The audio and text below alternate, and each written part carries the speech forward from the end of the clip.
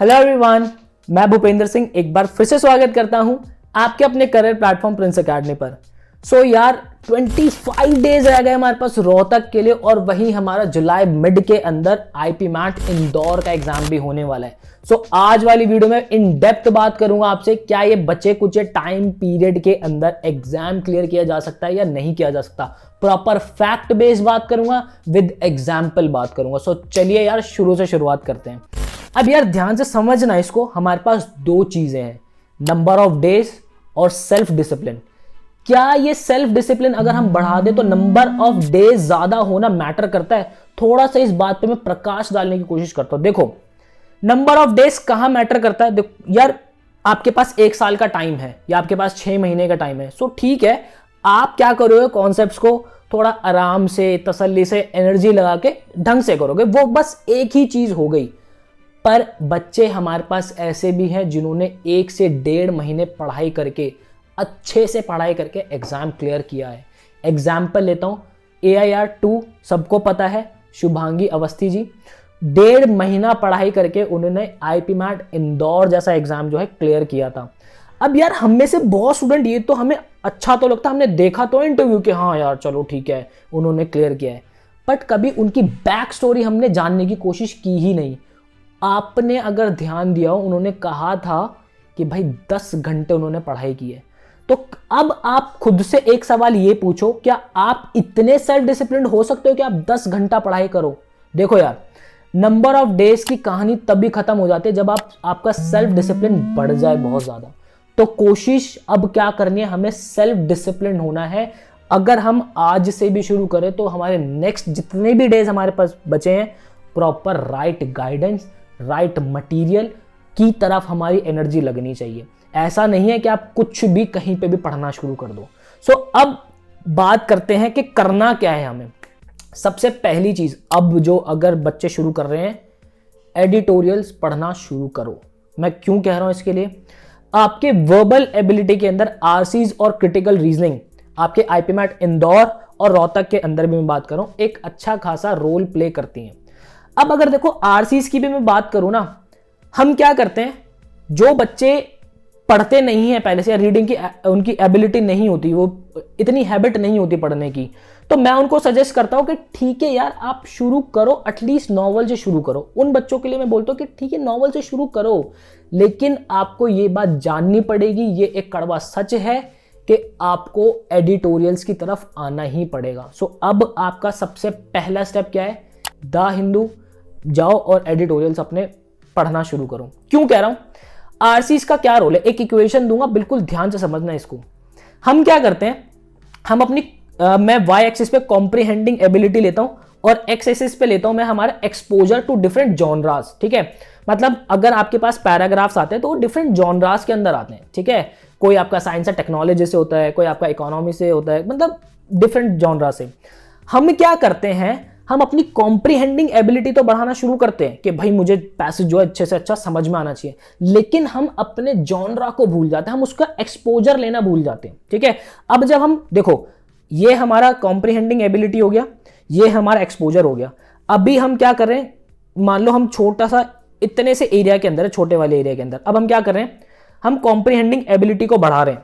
जब हम comprehending ability को बढ़ा रहे हैं तो हल्का फुल्का हम इधर उधर की चीजें पढ़ना शुरू करते हैं, हमें एक्सपोजर के बारे में पता ही नहीं होता, तो हमारा ग्राफ जो बनेगा थोड़ा सा और बड़ा बन जाएगा। ठीक है, लेकिन वहीं हम कॉम्प्रिहेंडिंग एबिलिटी को तो बढ़ाएं, लेकिन अगर मैं अपना एक्सपोजर भी बढ़ा दूं कि भाई मुझे अपना एक्सपोजर बढ़ाना है, तो आपके पास ये पूरा बड़ा एरिया आता है, समझ रहे हो।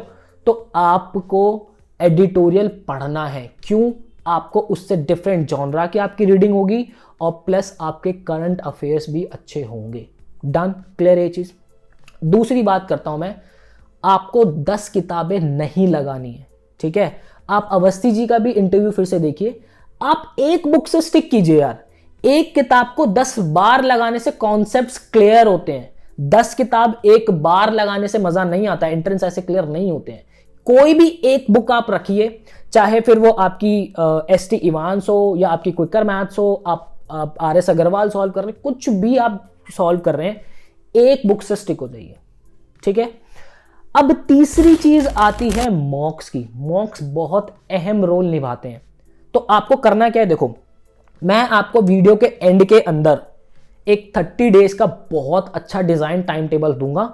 आप उसको अपने अकॉर्डिंग भी मैनेज कर सकते हैं। ऐसा नहीं है कि सर ने टाइम टेबल दे दो तो यही पत्थर की लकीर है, नहीं भैया।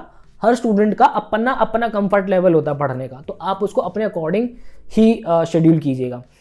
मैं बात कर रहा था आपसे मॉक के लिए। मॉक बहुत ज्यादा अहम होता है। अब मैं इन दिनों अगर बात करूं तो अप्रॉक्स आपको 5 से 7 मॉक्स रोहतक के लिए लगाने चाहिए और 10 मॉक्स आपको इंदौर के लिए लगाने चाहिए, रिलेवेंट मॉक। आप सेल्फ स्टडी कर रहे हैं या आप किसी कोचिंग इंस्टीट्यूट से आप पढ़ाई कर रहे हैं, आप मॉक्स जरूर लगाइए, ठीक है।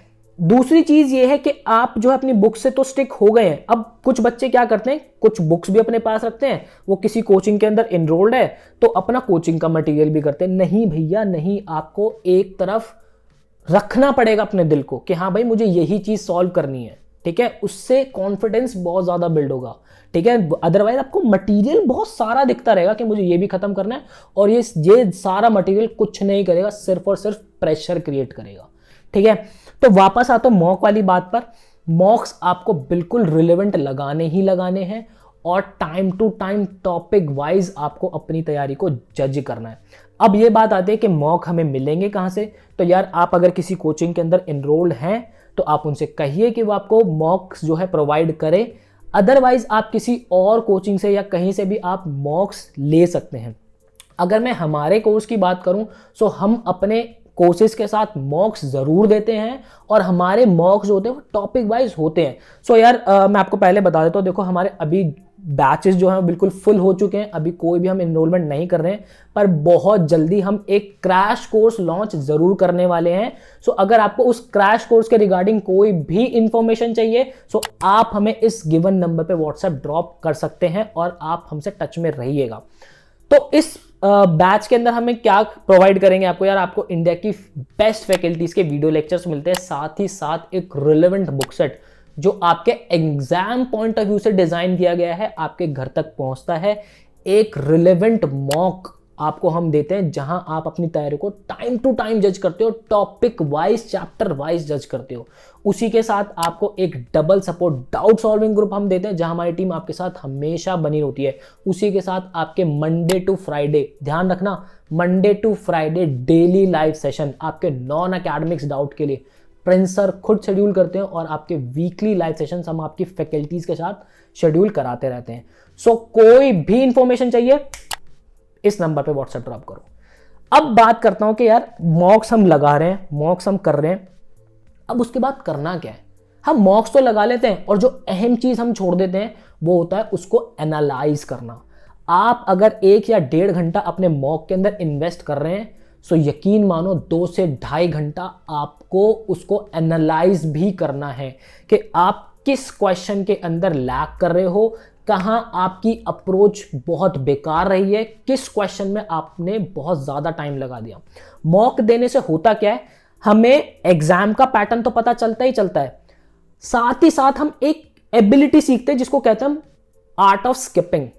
ध्यान से समझना, एग्जाम में हर एक सवाल करना जरूरी नहीं होता है और हर एक सवाल सॉल्व कर भी नहीं सकते हम उस गिवन टाइम के अंदर। हमें आर्ट ऑफ स्किपिंग सोचनी पड़ेगी, हमें आर्ट ऑफ स्किपिंग सीखनी पड़ेगी और वो चीज मॉक देकर ही आती है। हम बिल्कुल क्वेश्चंस को ईगो पे ले लेते हैं कि भैया ये क्वेश्चन तो मैंने इतनी बार किया है, ये मेरे से बन क्यों नहीं रहा। वहीं हम गलती कर देते हैं। वहीं अगर हम उसको उस मोमेंट के लिए स्किप कर दें तो हम आगे बढ़ के अपने बाकी के क्वेश्चंस को अटेम्प्ट कर सकते हैं। सो यार मॉक्स जरूर लगाइए, आर्ट ऑफ स्किपिंग का ध्यान रखिए, ये बहुत अहम है जो बहुत बच्चे जो है नहीं सीख पाते हैं, ठीक है। उसके बाद आपको मॉक से क्या होगा, आप अपनी एक्यूरेसी पे ध्यान देंगे। आपको नंबर ऑफ क्वेश्चन ज्यादा करना इंपॉर्टेंट नहीं होता, बात फर्क यहां आता है कि आप कितने एक्यूरेट आंसर्स कर रहे हो। सो अपनी एक्यूरेसी को बनाइए और वो कैसे बढ़ेगी मैं आपको बताता हूं। एक छोटी कॉपी एरर नोटबुक जिसे मैं कहता हूं, एरर नोटबुक बना के रखिएगा।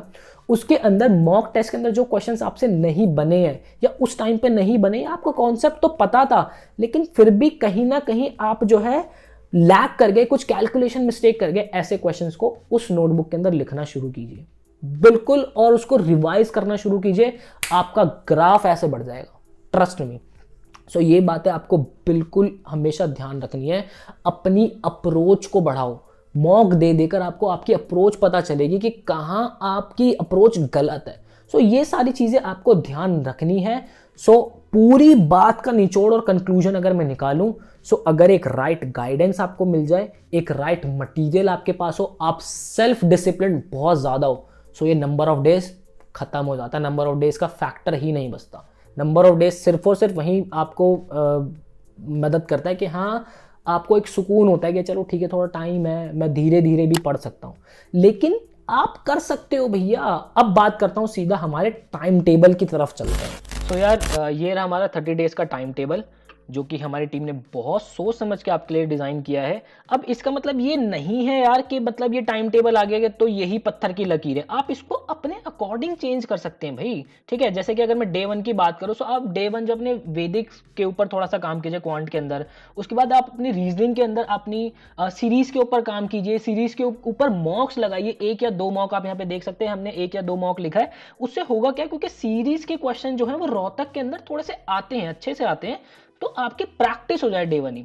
उसके बाद अपनी वोकैब पे थोड़ी सी एनर्जी लगाइए, और डे 1 आप अपनी जर्नल अवेयरनेस और करंट अफेयर्स, अगर मैं देखो करंट अफेयर्स की बात करूँ ना, तो करंट अफेयर्स आपको 30 डेज के अंदर प्रॉपर कंप्लीट करनी ही करनी है, ठीक है। और करंट अफेयर्स की भी अगर मैं बात करूँ, तो यार 5-6 महीने की तो आप बिल्कुल कीजिए ही कीजिए, ठीक है। तो इसके अकॉर्डिंग आप चल सकते हैं। और अगर आप यहाँ पे देखेंगे तो आपका ये जो रीजनिंग का और डीआई का सिलेबस है, ये आपका डे 20 ही खत्म हो जाता है। उसके बाद अब आप अपने फुल लेंथ मॉक लगाना शुरू कीजिए, और बीच बीच में यहाँ पे जो रिवीजन दी हुई है, ये रिवीजन आप अपने अकॉर्डिंग डिजाइन कीजिए कि आपको किस चैप्टर को रिवाइज करना है या किस चैप्टर को रिवाइज नहीं करना है।